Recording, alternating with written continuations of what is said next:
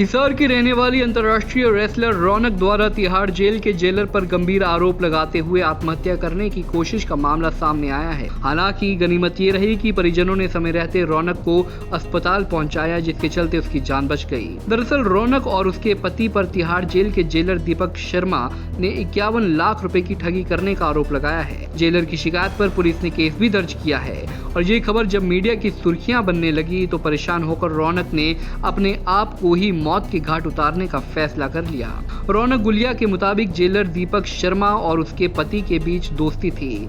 दोनों मिलकर online app पर सट्टेबाजी और शराब सप्लाई का काम करते थे, जिसको लेकर उनका पैसों का लेन देन भी चलता था। हालांकि रौनक ने यह भी बताया कि उसे इसकी जानकारी नहीं थी और जैसे ही अप्रैल महीने में उसे इसके बारे में पता चला तो वो अपने पति को छोड़कर हिसार आ गई। ऐसे में अब जेलर ने पुलिस थाने में केस दर्ज करवाया और रौनक गुलिया को धमकी दी तो परेशान होकर रौनक ये कदम उठाने को मजबूर हो गई। सर, ये जो दीपक शर्मा है, इन्होंने मेरे खिलाफ झूठी एफआईआर करवाई है और साथ में सारे न्यूज़ चैनल पे बिना किसी इन्वेस्टिगेशन के, बिना किसी जांच के मेरे को सीधा ही ठग घोषित कर दिया, फरार घोषित कर दिया। जबकि मैं यहाँ पे, सबको पता है कि मैं यहाँ पे प्रैक्टिस कर रही हूँ, मैं कोई फरार नहीं हूँ।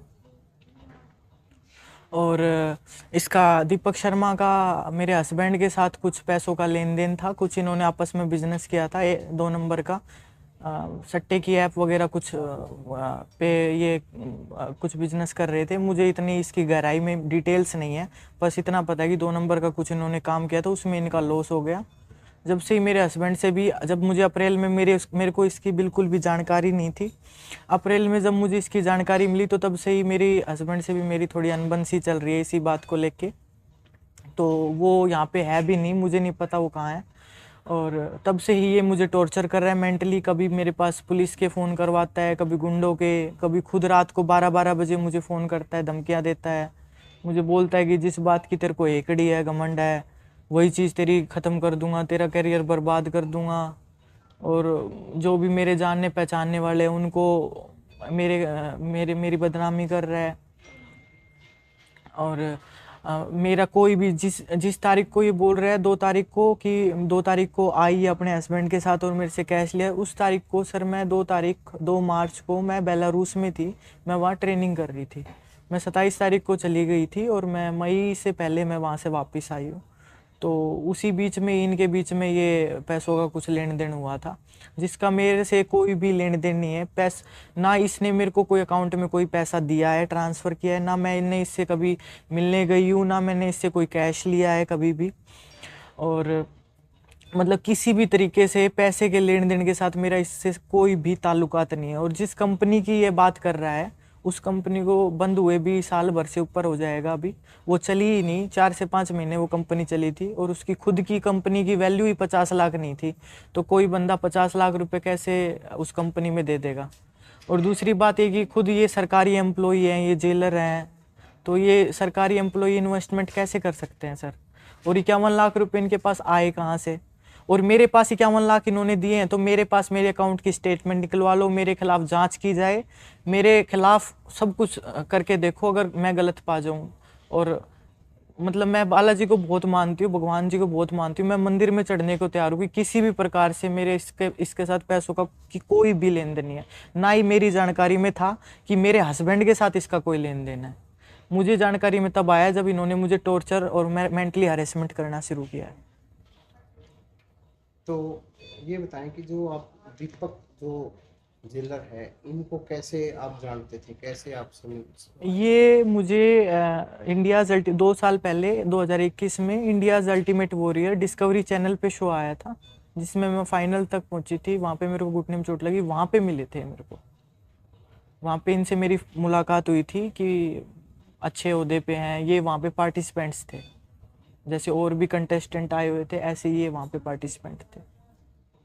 तो अगर एक वो कौन सी हेल्थ फर्म या कंपनी की बात है, रैपिड न्यूट्रिशन ब्रांड खोला गया था, जिसमें कि मैं भी थी, मतलब और भी पार्टनर थे उसमें, मैं भी थी। लेकिन वो ब्रांड चला नहीं, बिल्कुल भी चला नहीं। उसमें ये आए थे, उसकी जो लॉन्चिंग पार्टी थी उसमें ये आए थे, जिसमें फर्स्ट टाइम इसकी मुलाकात मेरे हस्बैंड से हुई थी। वहीं से इनकी यारी दोस्ती शुरू हुई थी।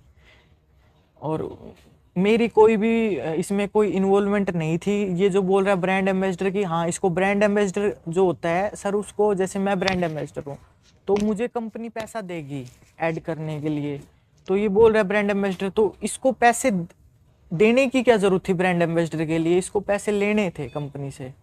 तो ब्रांड एम्बेसडर कभी भी पैसे देता नहीं है सर। तो ये जो बोल रहा है भाई ब्रांड एम्बेसडर बनाने के लिए मेरे साथ फ्रॉड किया, ये किया, तो मतलब ये सब बातें सिर्फ और सिर्फ मतलब एक तरह से बदनाम करना, मेंटली हरेस करना, उसके लिए ही है, मेरे को दबाव बनाना मेरे ऊपर।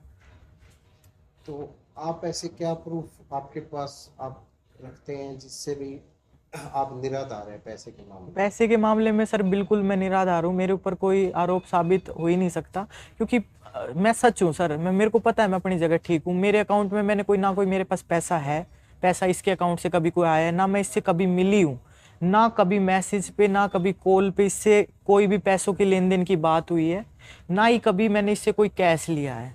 मतलब इसका कोई भी प्रूफ, क्योंकि ये काम मैंने किया ही नहीं है, तो मैं बिल्कुल श्योर हूँ कि ये साबित भी नहीं हो सकता। दूसरी चीज़ ये है कि जिस तारीख को ये बोल रहा है कि अपने हस्बैंड के साथ मेरे से मिलने आई है, 2 मार्च को स्कॉर्पियो गाड़ी में, जो इसने एफआईआर में ऐसा लिखवाया है, तो उस तारीख को मैं बेलारूस में थी, आउट ऑफ इंडिया थी, मैं यहाँ थी ही नहीं। उसका मेरे पास प्रूफ है, वीज़ा है, सारी चीज़ें हैं। जी सर।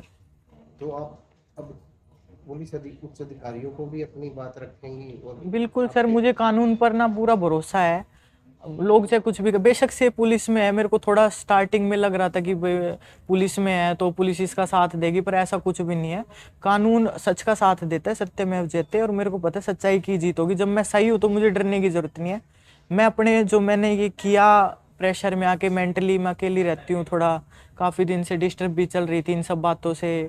टूर्नामेंट भी था, अभी 1.5 साल में इंजरी से मैंने रिकवर किया, मैट पे चढ़ी, वर्ल्ड की मैंने ट्रायल दी थी, उसमें भी मैं हार गई, 3rd आई मैं उसमें भी। तो बहुत सारी मतलब चीज़ें ट्रिगर कर रही थी दिमाग पे, तो ये कदम मैंने उठाया। मैं बहुत शर्मिंदा हूँ इसके लिए, मैं बिल्कुल इसके खिलाफ हूँ। मैं अपनी लड़ाई लड़ूंगी, मैं सच की लड़ाई लड़ूंगी, सच के लिए मरूंगी, मैं ऐसे नहीं मरूंगी। अगर बात की जाए आपके हस्बैंड की, तो वो आपकी मैरिज कब हुई थी और फिर आप अलग कब हुए थे? आपको क्या पता? नहीं सर, अलग नहीं हुए हैं। 2016 में मैरिज हुई थी, खूब प्यार प्रेम बढ़िया, सारा काम अच्छे से चल रहा था। अभी कुछ दिनों से सिर्फ ये जो 2 नंबर के, जब से ये बातें सामने आई है, 1-2 बाहर की भी, और जो ये 2 नंबर के कामों की जो बातें मेरे कानों में सुनने में आई है, उसके बाद से हमारे बीच में अनबन चल रही है। अलग नहीं हुए हैं सर। वो मतलब यहाँ पे नहीं है, मतलब मैं अकेली रहती हूँ। तो बात की जाए आपके परिवार में अब कौन कौन है या नहीं है, और अभी तक आप इंटरनेशनल क्या क्या गेम खेल चुके, कहाँ कहाँ? सर मैं, मेरे परिवार में मेरे मायके से मेरी मम्मी पापा नहीं है। मैं 13 साल की थी जब मम्मी की डेथ हो गई थी, फिर पापा आर्मी में थे, उनकी भी हो गई थी, तो मेरे पीछे से तो कोई है ही नहीं। और मेरे ससुराल में मेरी सास ससुर है, उन्होंने भी इसके, ये मानता नहीं था भाई, ये इसकी बातें सामने आने के बाद में इसको बेदखल कर दिया। तो जब बेटे को बेदखल कर दिया तो मेरा तो क्या वो मैटर था फिर। और फिर दूसरी चीज़ सर ये है कि अभी अपना अकेला ही रहती हूँ मैं फ्लैट पे।